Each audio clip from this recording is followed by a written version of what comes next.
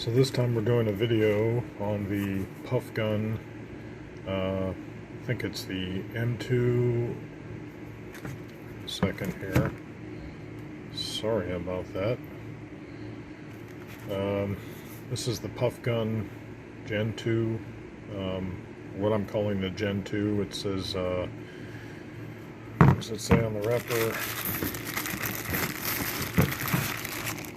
Says GM2 here, but I think if you look at the listing, it says G2 and then M2 and something in Russian that I don't understand, and I don't know if that's Saiga 7.62 for SGA, but anyway, I bought these from Atlantic Firearms, and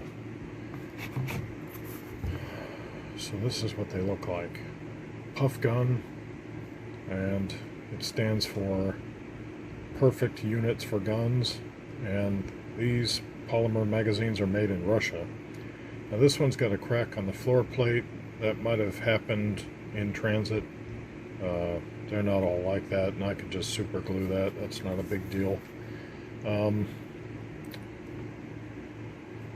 So it's a 30 round 7.62 by 39 millimeter, and it bears a resemblance to the Fab Defense Ultimag, what is it, Mag 47? Or just, no, just Ultimag 47, I guess. In that it's got these squarish textures on the front, and then these like little ramps on the back. But in this case, oh, and the back spine is different on the Fab Defense than it is on the Pufgun Gen 2. So the Pufgun Gen 2, these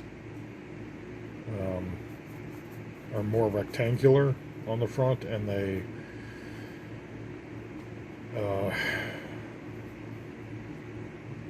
what's the word, they're, I guess, all the way out here on the sides a bit, whereas on the windowed Fab Defense Ultimag, they don't make it that far. And you've got 3 ramps on the Fab Defense, and then on the Pufgun Gen 2 you've got 2, and then it curves to the back spine.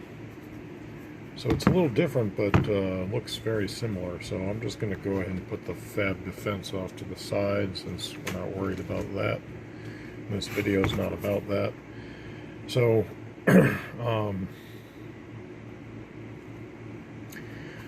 so front locking lug appears to have some kind of steel or metal reinforcement behind it, although the lug itself may be polymer. The rear locking lug appears to be metal. It looks like it wants to have metal reinforced feed lips, but I do not believe it does. It has a metal, or rather an anti-tilt follower, but it, with all 3 of these, they tend to catch when I depress them, and then they catch on the way up also. So I need to take a look at the inside of that and see what I can do to remedy that. It might be that this front piece is hanging up, the front piece of the follower, the nose of the follower is hanging up on the sill right there. Anyway, the springs on both the Pufguns appear to be treated with something. I don't know if it's just grease, but it gives it a brownish or a greenish tinge. The floor plate's easy to remove. There's no witness hole.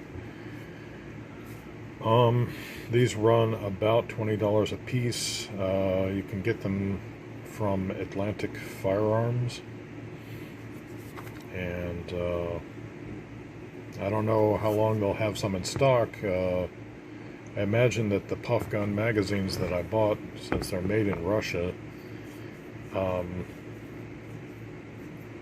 They made their way into the U.S. before the sanctions began. So if you want some, I would get on it. So this magazine did about, 4 points better than the Gen 1 Pufgun magazine. The Gen 1 scored 15 points out of 29. This one scored 19 points out of 29. So this one's close to, it's 0.95 points per dollar, so it's almost 1 point per dollar, whereas the Gen 1 is 0.68 points per dollar. Anyway, a score of 19 is definitely better than 15.